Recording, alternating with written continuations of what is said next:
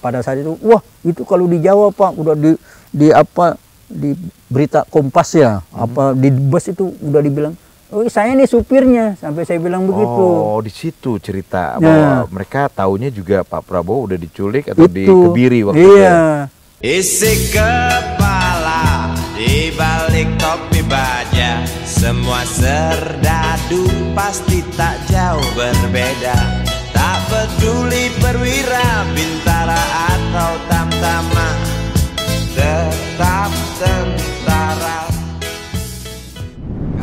Halo kawan muda, kita ketemu lagi di Ngobsdul.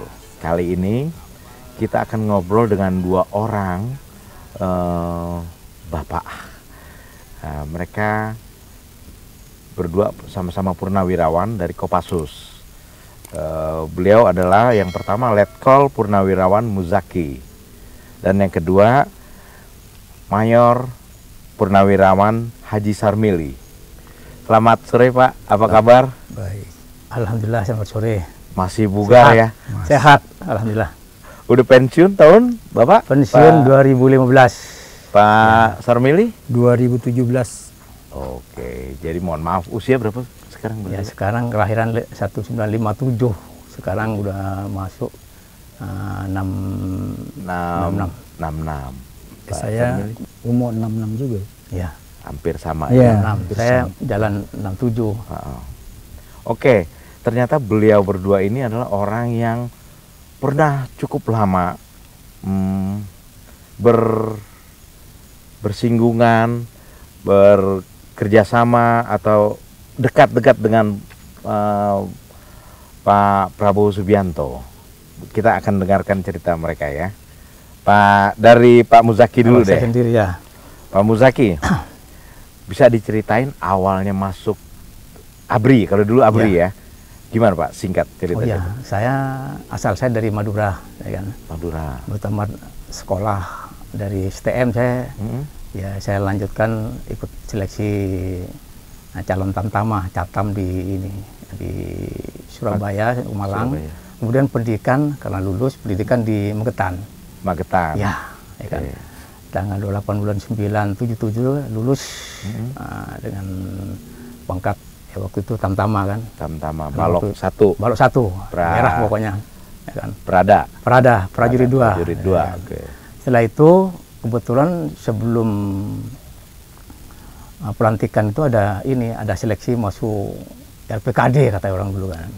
Kopasanda. RPKD ya waktu itu masih ya. Orang mengenalnya RPKD, padahal Kopasanda waktu itu kan. Kopasanda ya. Saya juga enggak tahu tuh kan.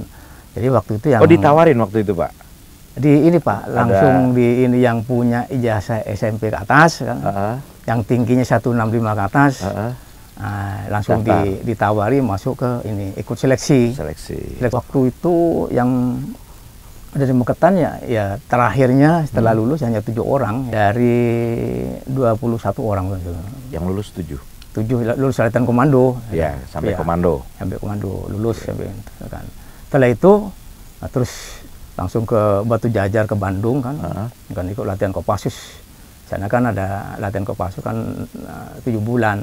Nanti latihan gunung hutannya kan di sana kan. Di Burangrang juga tuh Pak ya? Ya betul. Udah berarti sering ke sana ya kan. Dulu. Karena emang kalau di Kopassus kan latihan komando kan. Kalau dulu kan bukan Kopassus, masih Kopasanda kan.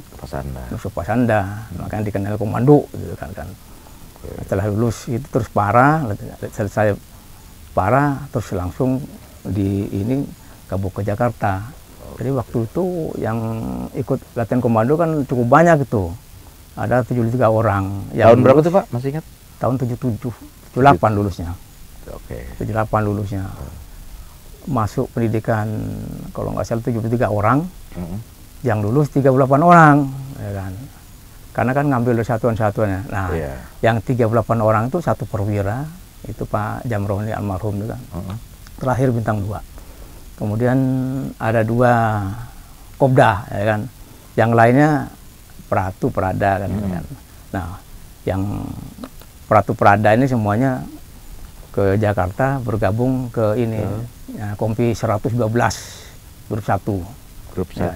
Waktu komandan kompinya Pak Prabowo itu kan. Oke, kalau Pak Sarmili gimana tuh cerita masuk ABRI-nya dulu Pak. Terus kemudian masuk ke Kopasanda ya. Sebelumnya saya tuh supir angkot. Supir angkot. Jadi pernah jadi anak pasar. Umur Tahun 76 lah, 75, 76. Sorry, di mana nariknya dulu Pak? Di Pasar Minggu. Karena aslinya? Asli kan saya asli Tanjung Barat. Oke. Nah, Tanjung Barat kan pasarnya Pasar Minggu. Yang terkenal buah itu.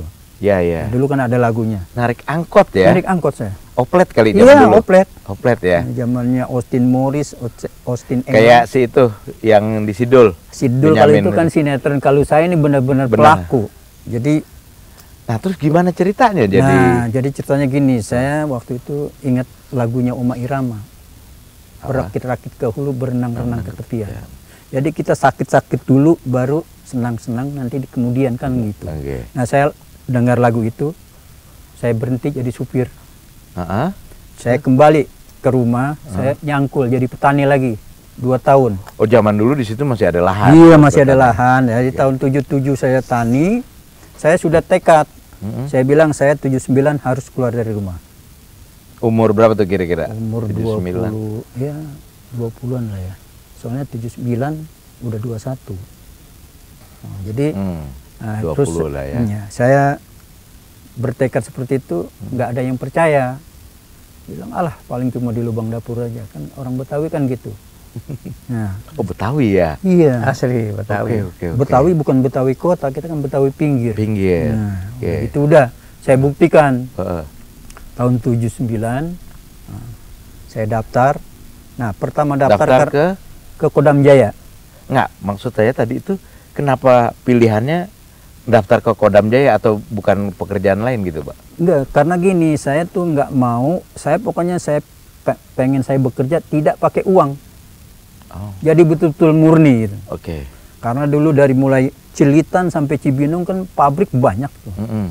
Nah, karena saya memang nggak mau dijanjikan terus sama personalia pabrik itu. Nanti besok Selasa datang, kita datang, katanya hari Kamis datang bilang hari Sabtu. Ternyata karena saya nggak pernah istilahnya ada sogok. Akhirnya nggak lulus saya kan. Oke. Nah, terus begitu ada yang bilang. Bapak tamatan apa tuh waktu itu? Waktu itu saya masih SD. Hah? Udah nyari kerja? Iya. Karena saya kebetulan saya anak pertama, adik saya 7. Oke. Jadi kan saya soal tanggung jawab nih, Pak. Itu. Jadi saya bertekad seperti itu. Akhirnya saya ada yang bilang itu ada pendaftaran di Kopasanda. Langsung, padahal saya tidak ada niat, tidak ada cita-cita jadi tentara. Cuma saya yang penting saya bisa bekerja, itu saja. Punya penghasilan untuk ibu adik. Ternyata begitu ini ikut daftar saya. Oke. Saya daftar waktu itu hari Sabtu di Kodam Jaya, bilangnya belum ada. Oke. Karena memang saya benar-benar nggak mau yang namanya pakai apa itu sogok-sogok gitulah. Ternyata kamu kembali Senin. Ternyata begitu Senin kok saya jadi nomor 880, berarti kan masuk daftar. Iya.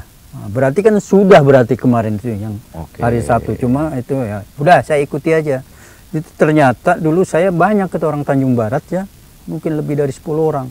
Yang karena ikut-ikutan melihat saya nyangkul kok masuk tentara gitu.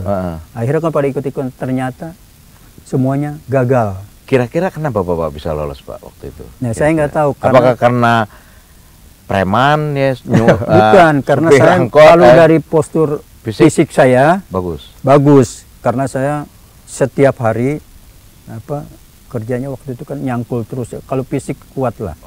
Terus renang kebetulan memang saya pinggir Kali Ciliwung. Di kali. Jagoan Kali Ya, Ciliwung. jadi renangnya bukannya gaya kolam renang. Jadi kakinya katak, tangannya bebas. Kupu-kupu. Gitu jadinya. Lulus terus saya cuma taunya dibilang pokoknya dulu Kopasanda kan gitu. Tiba-tiba dinyatakan dari 2.650 orang waktu itu yang lulus itu 550. 550 termasuk saya dipisah 150 orang untuk Tamtama Kopasanda. Nah, Bapak nggak ngerti itu apaan Kopasanda segala macam waktu itu? Tahu karena kan kebetulan saya kan memang rumah di pinggir jadi tahu latihannya Kopassus seperti apa. Nah, waktu masih zamannya RPKAD. Jadi saya ngerti gitu. Makanya sebelum saya berangkat tinggal deket situ, deket komplek. Jadi sampai saya tuh menyiapkan diri kalau renang, kalau fisik mungkin ya karena saya petani itu udah nggak diragukan. Tapi kalau lari kan nggak pernah. Makanya saya latihan lari di lapangan tembak yang Kopassus yang panjang gitu. Itu saya latihan lari di situ jam 12 siang. Sebelum mendaftar tuh? Sebelum daftar. Sampai saya tuh pernah kencing darah. Karena? Gara-gara itu saya lari. Terlalu keras? Iya, karena kan nggak pernah lari, tiba-tiba lari dipaksain. Tapi akhirnya saya, wah mungkin nih karena nggak pernah lari. Ini nggak tahu teknik tuh ya? Iya, saya lari kencing darah. Abis itu kalau udah untuk keringat saya hilang, baru saya lawan arus Ciliwung latihannya itu. Nah itu. Teknik renang? Teknik renang pokoknya yang penting saya renang gaya kali lah. Iya. Nggak pakai gaya-gaya kolam renang. Nggak pakai teknik beneran lah. Gitu, nggak tahu ya. Iya. Sampai saya untuk restock karena dulu kan di tempat saya Tanjung Barat rata-rata setiap rumah tuh punya pohon sawo. Saya bikinlah untuk restock dari bambu. Restock itu pull up. Iya. Itu. Sampai seperti itu. Jadi saya memang sudah siapkan. Dan juga karena dari kecil melihat orang latihan, tentara-tentara latihan di situ. Begitu juga masih banyak pohon kelapa dulu. Untuk? Saya latihan naik ke pohon kelapa karena di Kodam itu, di tes kita kan naik tower. Untuk bisa melihat ke bawah kalau kita nggak biasa. Sarmili kecil ini juga emang udah cerdik dari dulu. Banyak akal. Banyak akal. Banyak akal ketahuan. Itu. Jadi terus akhirnya itu kepake tuh latihan manjat pohon kelapa itu kepake ketika kepake, tes karena kan atau begitu latihan. Saya dites di Kodam naik tower itu, yang lain tuh ngelihat ke bawah tuh matanya gelap. Kalau saya kan udah biasa. Makanya teman-teman yang lain, kamu kok biasa-biasa aja. Ya karena kita biasa. Nah itu. Nah, ini yang saya inikan lagi pada saat tes renang. Orang Tanjung Barat nggak tahu yang namanya kolam renang. Saya baru tahu kolam renang pada saat itulah dites di Taman Ismail Marzuki. Oh, di tim? Iya. Baru di situ tesnya. Saya tahu kolam renang. Saya tuh langsung nggak pakai gini-gini. Langsung di dalam aja sampai 50 meter itu. Baru nongol? Baru nongol.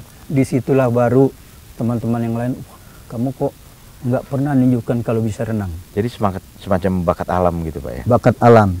Nah begitu juga saya begitu masuk di 81. Nah ini memang... Itu tahun berapa Pak, detasemen 81? Tahun 82. Kan saya angkatan kedua soalnya. Iya karena dibentuk 81 kan? Iya karena kalau yang 81-nya itu benar-benar angkatan ke-1. Iya. Nah saya angkatan kedua, 82. Di 82. Makanya saya masuk tuh sampai beliau tuh berdua menanyakan, kok kamu satu-satunya Betawi Tanjung Barat. Kenapa kamu? Siapa tuh yang nanyain berdua orang Pak itu? Luhut sama Pak Prabowo. Luhut Binsar Panjaitan? Iya. Beliau tanya apa? Dulu kan beliau tuh Komandan Den 81. Kalau Pak Luhut panggilannya kan Gajah. Pak Luhut itu panggilan Gajah. Nah, kalau Pak Prabowo Gajah Muda. Kenapa Gajah? Ya pokoknya... Karena besar atau karena... Enggak. Gajah kan kuat. Karena kuat. Iya. Seperti itulah. Nah jadi beliau bertanya sama saya. Nggak ada yang tahu kan Pak Luhut Binsar Panjaitan itu panggilannya dulu Gajah. Iya. Gajah. Karena kuat. Ya. Terus Pak lanjut. Terus begitu saya sudah lulus seleksi sampai di Parakan Salak tuh terakhir ya. Seleksi yang mana nih? Yang masuk di 81. Di 81. Karena kan itu kan tahap terakhir, tahap gunung hutan. Nah, baru nanti kan itu navigasi survival dilatih di situ ya. Itu luar biasa udah. Makanya kan kalau kita kayak film misalnya Chuck Norris itu kan film. Ini real. Yang masuk di camp tawanan di gini. Kalau ini benar-benar. Jadi bukannya film. Jadi waktu seleksi di sana, latihan terakhir di hutan gunung itu, bekalnya apa Pak dikasih Pak? Bekalnya itu ya memang kita terutama kerahasiaan. Rahasia negara yang kemarin Bapak ditanya itu loh. Itulah Makanya saya bilang kalau orang belum pernah masuk tentara, dia nggak tahu. Kalau masuk tentara kan ada sumpah prajurit. Prinsip-prinsip menjaga kerahasiaan. Di situ kan dibilang kita memegang segala rahasia tentara sekeras-kerasnya. Jadi walaupun sampai mati kita nggak akan buka rahasia itu. Makanya Pak Prabowo kemarin itulah makanya kenapa orang-orang nanya, saya bilang sama rekan-rekan saya nih yang di kampung, kenapa? Karena kamu kan belum pernah masuk tentara. Kalau saya kan udah masuk tentara, jadi saya tahu. Paham gitu. Iya, itulah. Kalau kita buka rahasia itu sama aja kita buka rahasia negara. Dan itu udah terbiasa, udah menjadi itu darah lebih daging baik. Gitu ya. Makanya saya waktu itu latihan di interogasi itulah sampai disetrum, digebukin, kita tetap nggak ngaku. Sampai digebukin, Iya, sampai di-strom kayak gitu. Itu waktu dengan instruktur berarti itu Pak ya? Iya. Dilatih seperti itu sekarang. Iya. Karena ini Den 81. Iya. Nah ketika pulang ke rumah, Ibu ngeliat? Ibu saya tuh sampai nangis. Gue yang lahirin lu, nggak pernah seperti ini. Saya ketawa-ketawa aja. Ini kan saya dilatih, dibentuk agar supaya fisik saya kuat, mental saya kuat. Jadi nggak ada kalau sampai meninggal, ya itu memang sudah takdir. Saya cuma jawab begitu. Kayak begitu cara berpikirnya Pak ya? Saya sampai seperti itu. Pak, balik lagi sedikit tadi kan mau latihan ke hutan gunung tuh. Bekal skill apa yang diajarin atau bekal logistik atau dikasih nggak? Bagaimana tuh Pak? Ya, kita kan sudah terbiasa ya, dilatih yang namanya survival. Kan cuma dikasih korek api sama garam. Korek api, garam. Nah itu aja. Apa yang dibawa? Senjata ada yang dibawa? Ya senjata dibawa, tapi kan kita nggak ada peluru tajam karena sedang latihan. Tapi waktu di Sukabumi saya latihan itu ada yang namanya Gunung Rompang. Itu kan ada binatang buas. Kita dikasih tuh peluru tajam. Takutnya nanti kalau memang terjadi seperti itu kita ini, tapi sampai saat ini belum pernah sih. Jadi dibekalin sangkur aja? Dibekalin peluru tajam itu, tajam juga. Tapi kan kita sudah sudah dikasih jangan sembarangan gitu loh. Kecuali kalau benar-benar memang mendesak baru kita gunakan. Terus lanjut Pak ya, dari Bapak dulu tadi tuh, itu kan pelatihan ke gunung hutan segala macam. Itu proses menyelesaikan seluruh pelatihan itu berapa lama Pak? Itu dari yang gunung hutan tuh 10 hari. 10 hari? Lebih. Karena pelolosan aja kita 3 hari 3 malam. Oh gitu. Itu dilantik di mana Pak kalau dulu Pak? Itu pelantikannya sih di Cijantung ya. Pelantikannya di Cijantung. Itu kan dengar-dengar kalau udah Den 81 katanya paling keras Pak dari semua grup gitu Pak. Iya. Itu benar gitu? Benar. Bapak kenapa milih itu? Ya makanya saya bilang, saya kan selalu orang Betawi gini-gini. Ini kan yang paling berat nih. Saya mau masuk ke situ, saya akan buktikan gitu bahwa Bapak bisa. Saya bisa. Karena makanya ditanya, kamu kok mau masuk sini? Jawab saya kan sama-sama makan nasi, kecuali orang lain makan batu. Makanya berani. Berani. Yakin kan? Saya yakin, karena saya yakinnya gini, mati itu sudah ada yang ngatur. Iya. Kalau Pak Muzaki gimana lagi ceritanya Pak dulu? Setelah bergabung ke Kompi 12, dalam hari ini komandan Kompinya kan Pak Prabowo. Kompi 12, Pak Prabowo. Kompi 112. 112. Ya. Kita kan masuk ke grup 1, Kopasanda pada waktu itu Pak kan. Komandan grupnya pada waktu itu Pak Wismoyo, ya kan, yang paling dikenal kan. Jadi memang selama ini ya, kami yang namanya prajurit kan, ya kan masuk ke jantung ya masih banyak tengok-tengok gimana dari kampung lagi. Dari kampung lah ya kan. Dari Madura kan, dari kampung kan. Masuk Baret Merah kan. Kemudian masuk Kompi Pak Prabowo. Kita nggak tahu Pak Prabowo siapa. Betul lama-lama kan kenal kalau Pak Prabowo. Putra dari ini Pak Sumitro ya kan. Tapi beliau waktu itu masih bujangan Pak kan. Masih bujangan. Memang beliau kalau mengumpulkan kita ini yang pertama masalah disiplin, kemudian semangat, loyalitas yang selalu saling ditekankan. semangat juang tuh beliau tuh kalau menekankan pada kita tuh sampai kalau kita latihan tuh pasti dokter ini selalu semangat. Kemudian digambarkan bagaimana pasukan elit di luar ini gitu kan. Beliau kalau cerita memberikan semangat kan. Oh, diceritain itu semua. Ceritakan, Pak. Ya? Iya, ceritakan perbandingan ini ke kita itu kan. Jadi memang pada waktu itu kan jadi punya warna kita ini kan sebagai prajurit yang tadinya dari nol kan. Kalau beliau memberikan semangat kita kayak ini Pak. Plus kayak wawasan dikasih berarti. Wawasan semuanya kan. Penjabaran Sabta Marga semuanya beliau jabarkan sama kita ini kan. Kemudian masalah ini juga masalah kalau latihan udah pasti beliau menginginkan selalu yang terbaik, ini kan. Ada seperti ini kita pembinaan fisik, ini kan. Kan kita lari dari jantung ke ini Pak kan dulu kan ya nggak pakai baju, kalau sekarang kan malu kan. Lepas baju itu kan, kopel itu kan. Kemudian pakai senjata AK itu, kan. Kita lari dari Cijantung 1 ke sana tuh, beliau pimpin langsung. Itu nyanyi itu Pak. Lari nyanyi. Jadi yang punya ini tradisi ya kan. Pasukan lari waktu ini kan pembinaan fisik tuh pertama Pak Prabowo yang saya tahu kan. Pak Prabowo ikut lari Pak. Lari. Wow, beliau malah semangat Pak. Kalau kita nggak semangat lari sampai kompinya Pak Prabowo itu ini lain dijulukin ini yang kompi cecak roho katanya karena selalu nyanyi. Tiap gerak nyanyi, langkah jalan aja nyanyi kan. Apalagi lari nyanyi. Bayangin kalau dari jantung sampai kan ke Condet sana berapa kilo tuh. Itu pulang pergi harus nyanyi Pak. Jadi tujuannya apa Pak? Beliau menanamkan semangat Pak. Kan. Gembira. Jadi kita harus selalu gembira, semangat kan supaya apa? Timbul militansi yang kuat kan. Itu. Beliau tuh selalu ini masalah militansi harus tanamkan terus. Soal nasionalisme gimana tuh? Wah, kalau itu jangan diragukan lagi Pak. Bilang tuh kalau dibelah tuh dadanya. Wah, itu merah putih betul. Putih, merah putih jam 12. Ya. Itu pernah punya pengalaman nggak Pak? Contoh yang di ini nonton TV aja Pak, sore. Kan. Itu kan biasa kalau TV dulu kan hitam putih kan.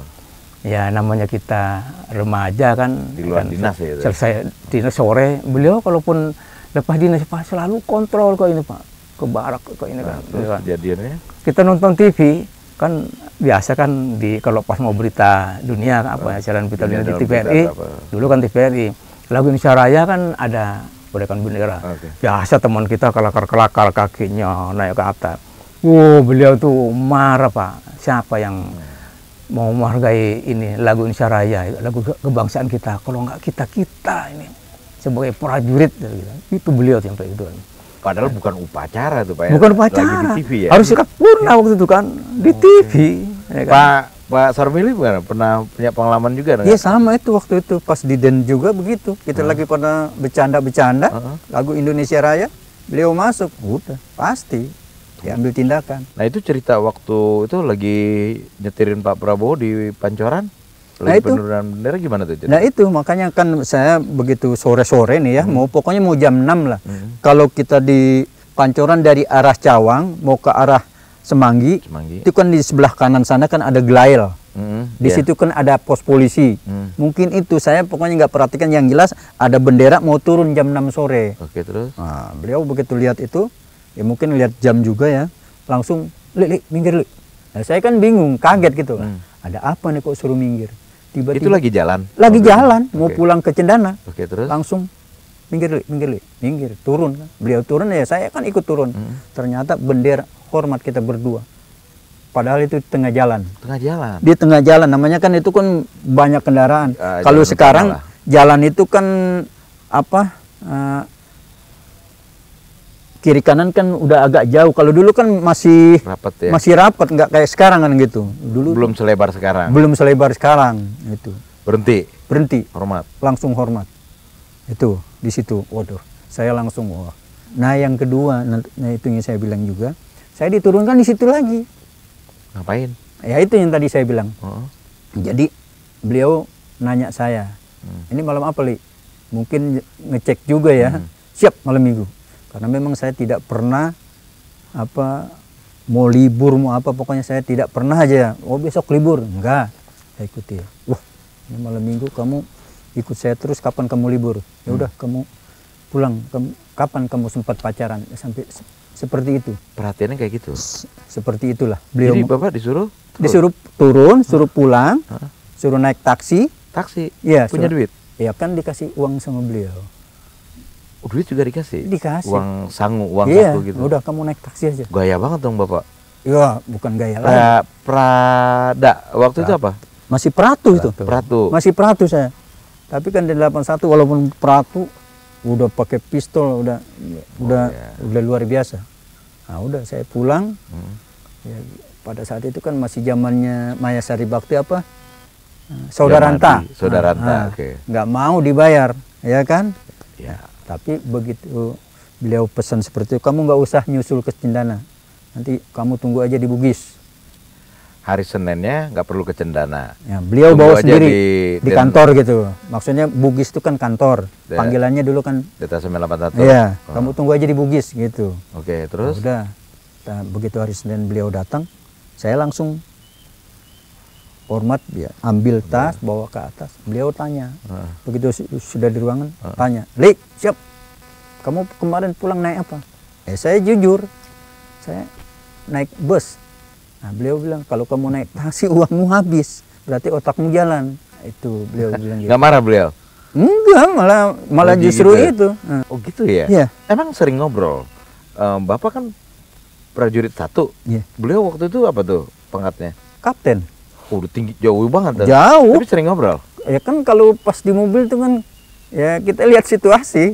Oke. Nah, jadi lihat situasi, wah bisa lah. Siap laporan Pak, kan gitu. Apa? Nah, sampaikan. Akhirnya kan jadi obrolan itu kan jadi panjang, jadi banyak yang ditanya-tanyakan. Termasuk cerita Pak Jaki ya soal barak ya, soal makanan prajurit. Itu gimana cerita tuh Pak? Kalau masalah makanan beliau sering ngontrol ke ini ke barak, kan? Ke dapur? Ke ini ke barak makan gimana, selalu mantau.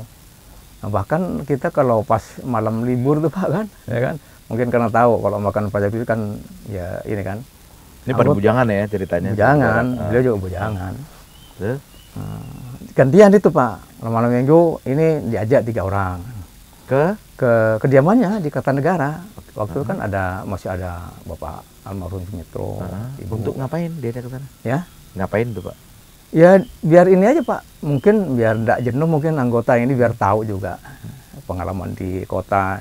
Habis itu kalau nyampe kantor beliau pasti makan kan, bareng-bareng itu kan. Makan bareng juga? Bareng Pak. Bareng dengan Pak Prabowo atau Pak Sumitro? Bareng.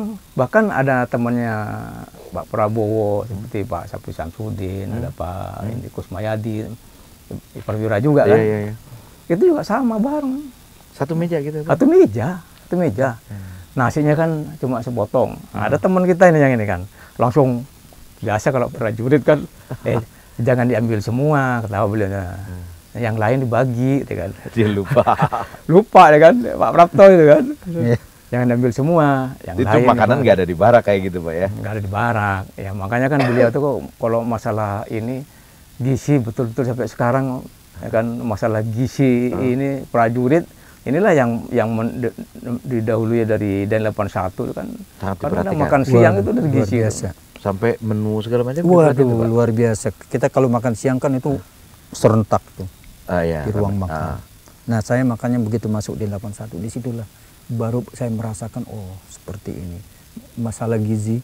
Karena beliau tuh dari dulu tentara, gizinya itu harus ini. Karena tentara itu udah tanda tangan, siap ditempatkan di mana saja untuk negara dan bangsa. Dan siap mati. Nah, jangan sampai tentara itu masih mikirin rumah, mikirin anak sekolah. Itu beliau maunya, pengennya seperti itu, agar supaya anak-anak sekolah juga sampai anggota itu tidak mikirkan anaknya sekolah, mau sekolah kemana aja gampang.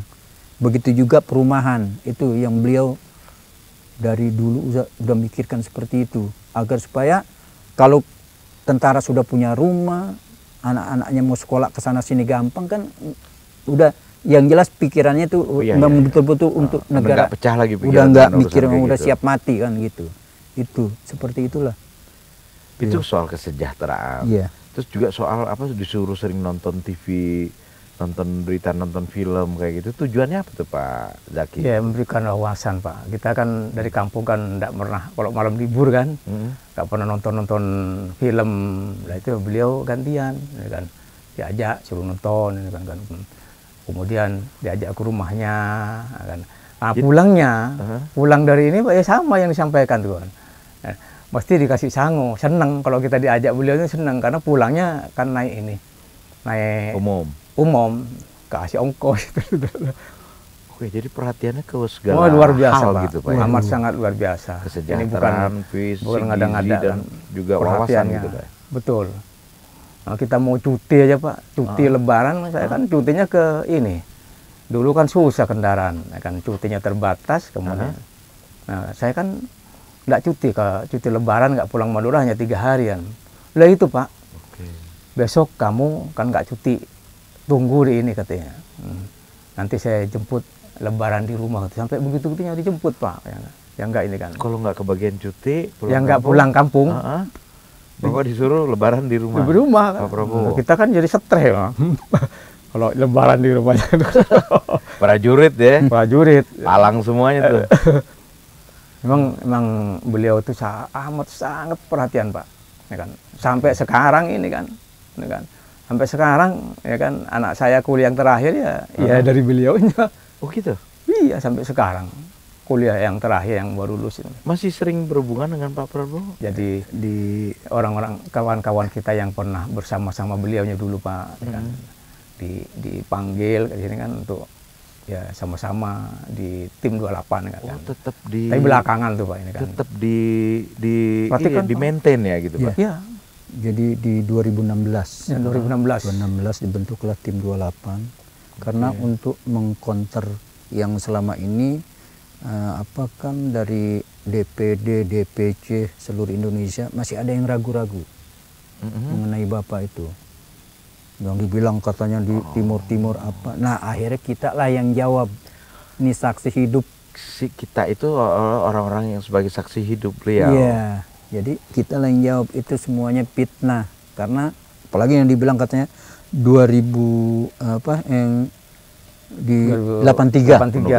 yang dibilang katanya ininya dipotong diculik.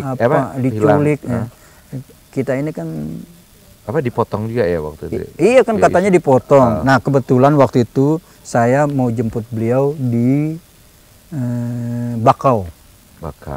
Beliau pulang dari Dili mau ke Bakau. Kebetulan ada batalion 516 baru datang. Jadi dia nggak tahu Pak Prabowo yang mana. Kebetulan ada 2 Prabowo pada saat itu turun dari heli. Yang satu sama-sama kapten, yang satu baret ini angkatan udara itu. Baret Paskas. Nah, Paskas. Yang satu kan baret merah. Saya tanya, Mas kenal nggak Pak Prabowo? Kan saya bilang gitu. Wah, saya nggak. Itu dua-duanya Pak Prabowo, saya tunjuk gitu. Yang satu tuh yang baret jingga apa ya? Jingga itu Paskas. Itu yang baret merah itulah Pak Prabowo. Pada saat itu, wah itu kalau di Jawa Pak udah di berita Kompas ya, di bus itu udah dibilang, oh saya nih supirnya, sampai saya bilang begitu. Oh, di situ cerita bahwa mereka taunya juga Pak Prabowo udah diculik atau dikebiri waktu itu. Iya. Nah, baru saja, oh gitu, iya ini saya supir, saya mau jemput beliau. Kejadiannya sebenarnya? Ya sebetulnya nggak ada masalah kok, makanya kok heran. Kok rame sekali katanya di Jawa dibilang gini-gini. Oh, isu aja itu.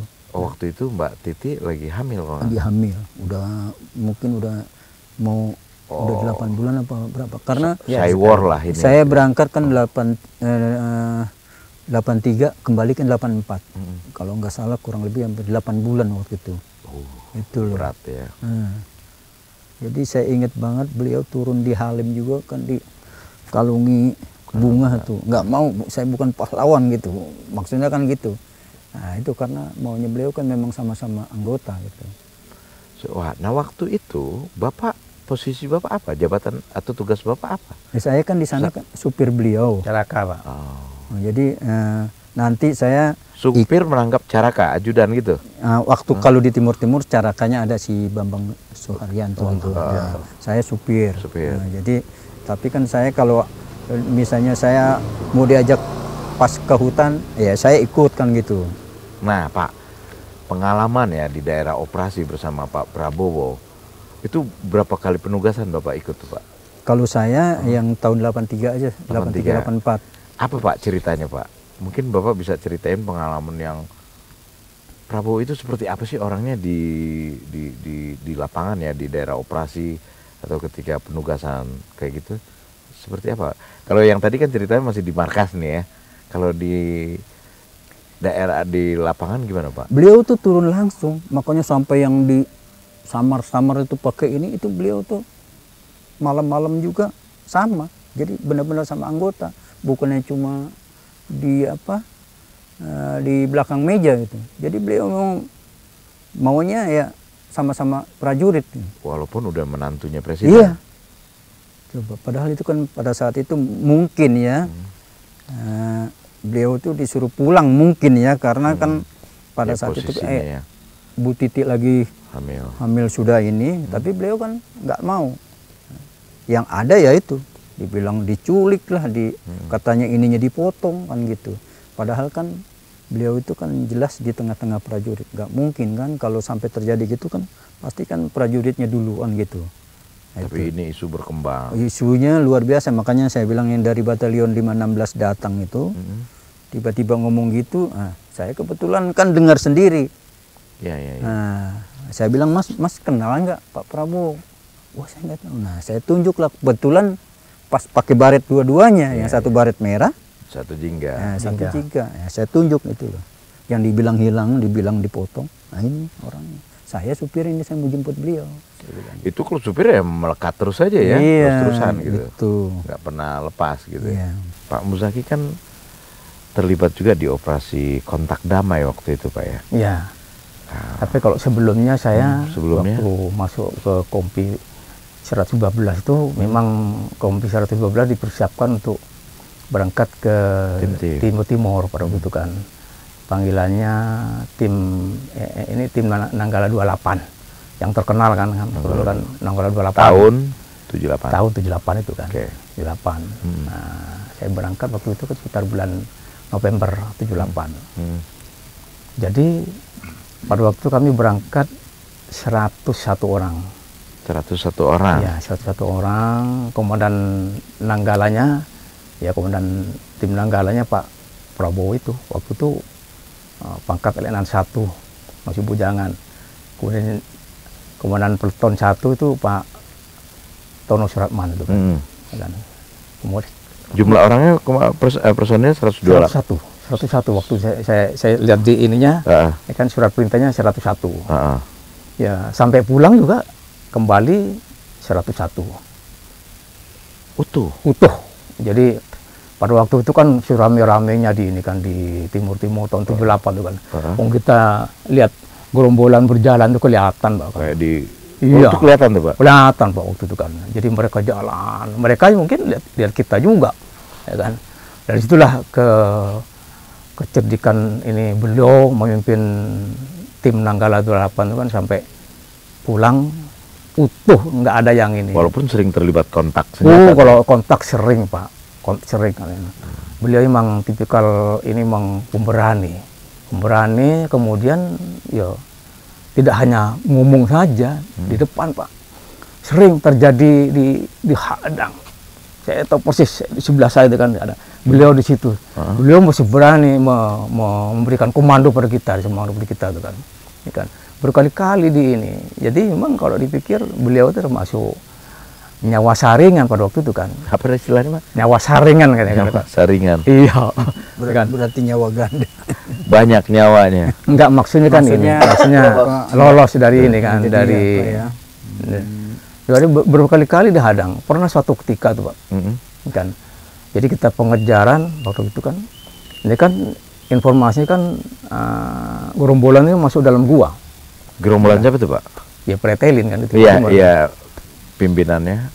Masih ya pimpinannya waktu itu ya Tarumatan Luak. Waktu itu Lombatu Pak. Lombatu.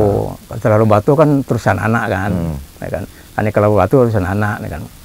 Nah, pada waktu itu informasi masuk gua. Apa yang di mana? Siapa yang siap masuk sama-sama saya ke dalam gua? Gua Dalam gua Pak. Ya kita prajurit Pak kan nggak mungkin ngacung, siap. Berapa orang tuh Pak waktu itu? Personil masih ingat Pak? Waktu itu kelompoknya ikut beliau ikut ini peletonnya Pak Muhajir waktu itu kan. Ya, Pak Muhajir. Saya kan peletonnya Pak Muhajir kan. Saya peleton 2.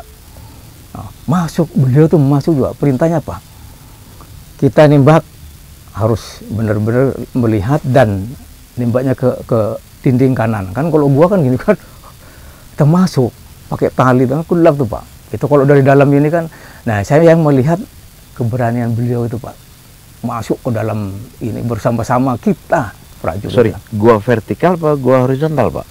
Agak begini Pak, turun tuh kan. Agak turun. Ya karena tembus ke sana. Di sana ada tembusan juga kan, betul kan. Setelah saya inilah malam, oh iya. Pak Prabowo berani ya, berani betul kan. Orangnya memang amat sangat berani. Kemudian di balik itu Pak, kita kan sering kalau pas selaber lah istilahnya kan, ketemu di apa istilahnya Pak? Kalau kita pas operasi pembersihan kan, terus ternyata banyak perkampungan darurat. Jadi masyarakat yang tadinya rasa ketakutan terhadap ini kan diprovokasi oleh pretelin lari ke hutan kan, karena ditakut-takutin TNI ya. Bertemu dengan kita Pak Prabowo apa ya kan, mereka dikumpulkan di pengarahan, kemudian mereka diberikan surat ini Pak, dikembalikan ke kampungnya masing-masing. Perintahnya tidak ada yang menyakiti rakyat yang ini kan, beliau itu Pak kan ini kan.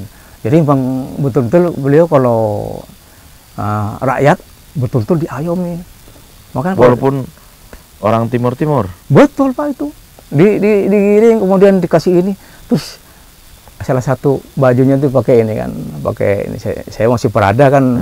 Setelah selesai kejadian baru mikir, oh iya ya aku bilang. Kenapa tuh? Nah, ya buat ini bendera kalau ini kan.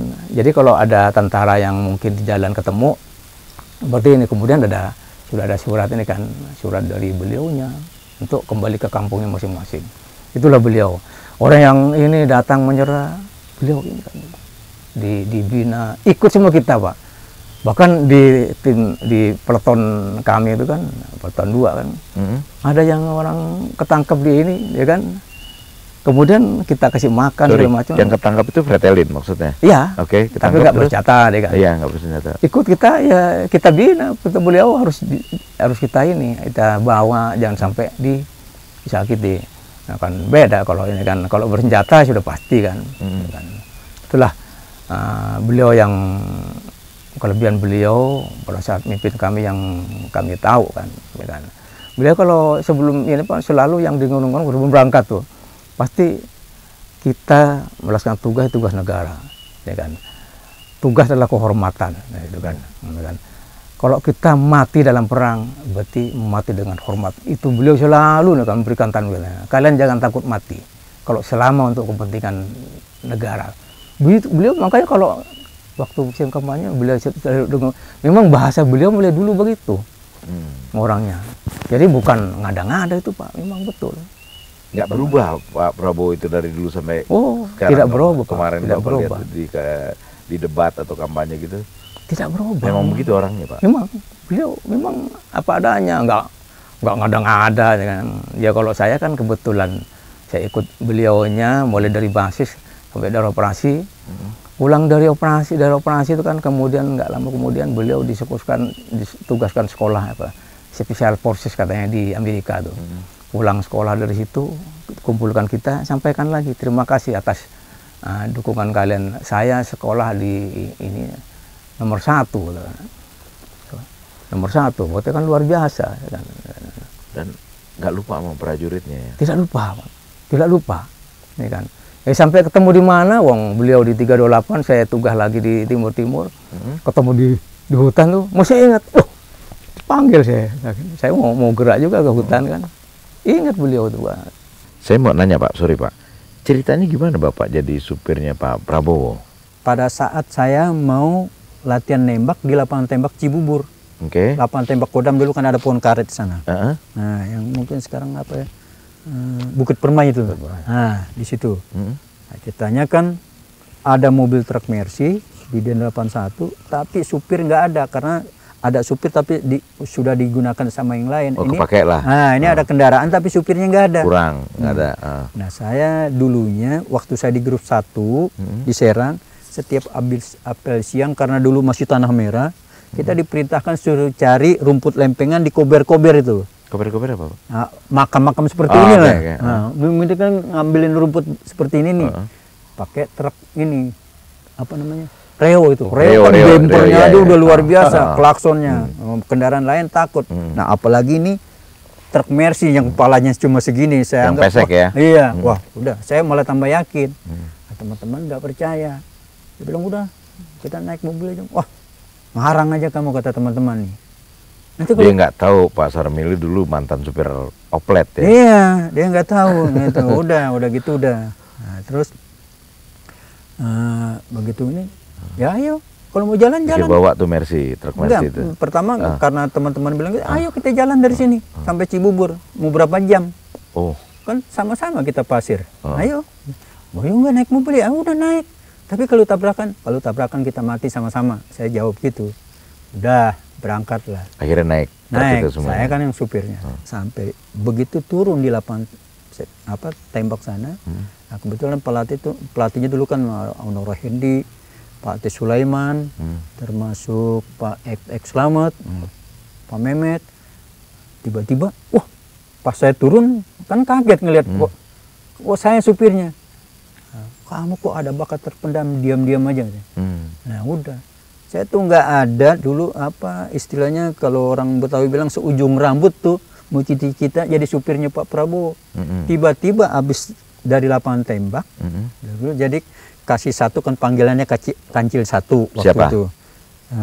Kasih 1-nya dulu Pak, kalau nggak salah mungkin Pak Dirman. Nah, Kancil 1. Nah, Kancil 1. Nah, kebetulan Kancil 3-nya Pak Rusmana. Nah, saya dipakai pengeras suara tuh, pakai toa ya. Sekarang juga Pak Ratu Sarmili menghadap Kancil 3. Kan saya kaget ya, baru pulang dari lapangan tembak masih pakai ransel. Ada apa kan gitu. Tahu-tahu ditanya saya, kamu punya sepatu pantopel? Siap, tidak ada. Dia tanyain sampai ujung rambut, saya bilang tidak ada. Kalau tas preman ada. Kalau sepatu ket, jelas tentara pasti punya sepatu ket karena kan kita olahraga. Kalau sepatu pantopel, apalagi kita baru pangkat pratu mau kemana kan gitu. Belum saatnya kita kesana kesini gitu. Yang ada latihan terus tiap hari. Tiba-tiba kamu sekarang persiapan. Jadi kamu ganti pakaianmu pakai PDH, pakaian premanmu, masukin di dalam tas sama sepatu. Nah, saya kan kaget mau ada apa. Sekarang juga kamu diminta Gajah Muda untuk menyupirin beliau. Wah, Gajah Muda. Gajah Muda panggilannya kan. Pak Prabowo, panggilan Pak Prabowo tuh. Iya. Untuk kata Pak Kancil 1 ini. Iya, Kancil 3. Kancil 3 ini. Akhirnya saya siap-siap. Dulu walaupun saya anak Jakarta, belum tahu yang nama jalan di kota. Oh iya. Iya, akhirnya beliau lah. Hari itu juga langsung saya nyupirin beliau ke Cendana. Nggak tahu jalan dong? Ya, beliau lah yang ngarahkan gitu. Jadi saya ini tahu jalan-jalan di Jakarta, ya beliau setiap lewat sini. Belum ada Google Map dulu ya? Belum ada itu. Iya. Itu. Nah, akhirnya jadilah supir beliau sampai yang berangkat ke Timur itu juga, sampai pulang dari Timur karena belum yang saya bilang tadi, saya udah ikut tes caba, makanya beliau bilang kamu selesaikan dulu tes caba. Karena disuruh Bapak untuk terusin sekolah secabanya. Iya, maksudnya tesnya dulu selesaikan. Tesnya nanti dulu. Kamu nyusul. Oke. Tapi ternyata pulang dari Timur juga belum ada panggilan untuk sekolah secaba karena memang disiapkan untuk secaba komando. Nah, akhirnya perintah beliau, kamu ikut latihan supir gila. Itu. Kata Pak Prabowo? Iya. Ikut latihan supir gila? Supir gila. Ngapain tuh Pak? Ya itu yang tadi saya bilang, kita kecepatan tinggi ya, langsung balik kanan, itu kan dipersiapkan kalau ada kita pengejaran.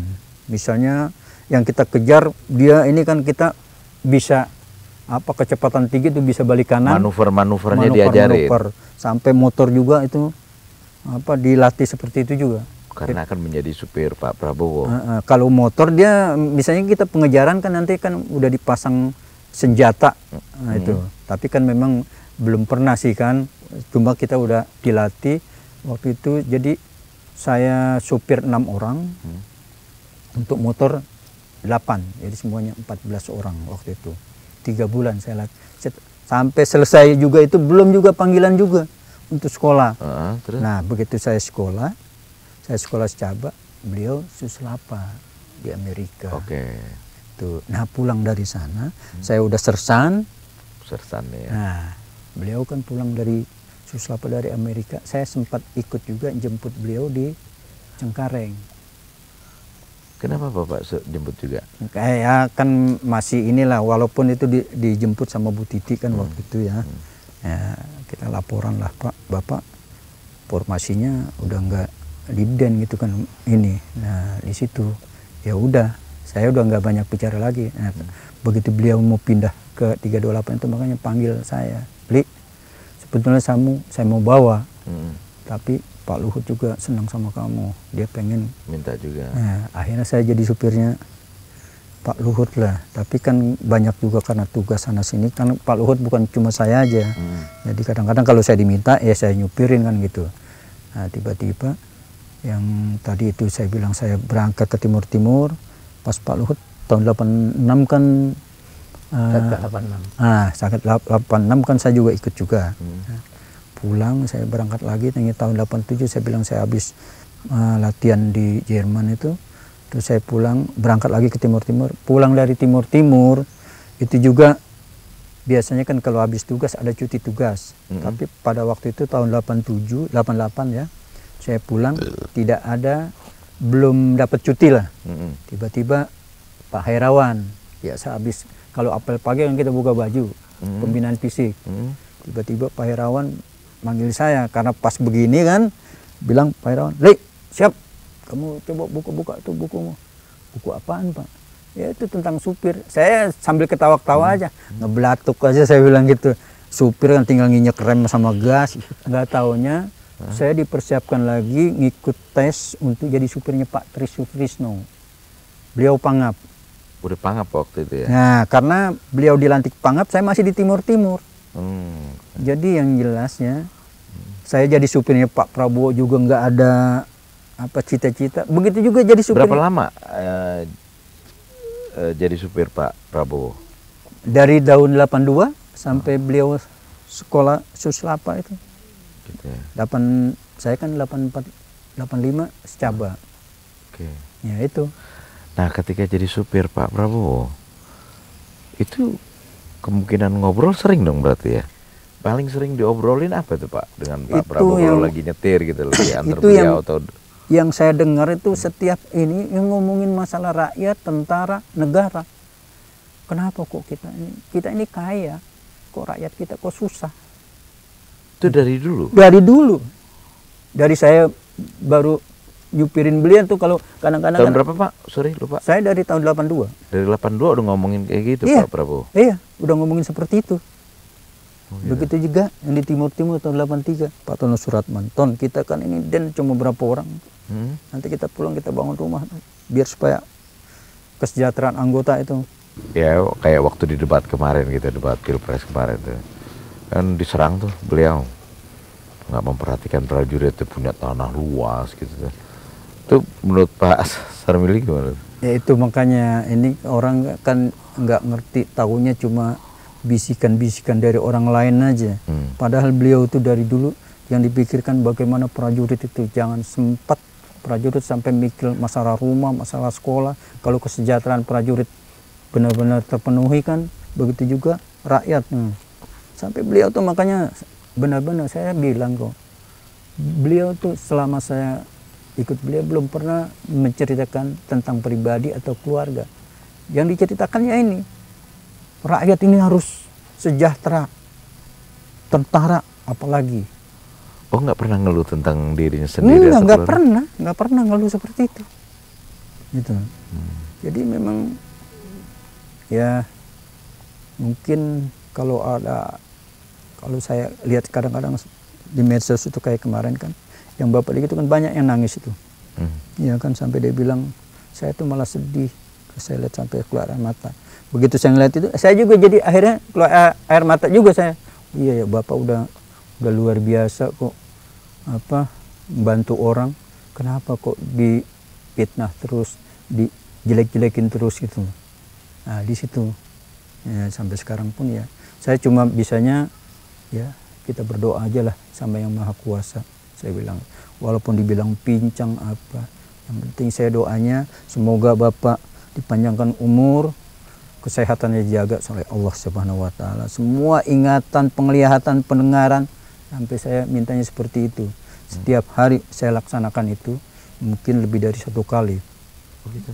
Jadi saya sempatkan ya, saya habis sholat subuh, saya baca Quran untuk mendoakan beliau. Sampai sekarang? Sampai sekarang. Isi kepala di balik topi baja, semua serdadu pasti tak jauh berbeda.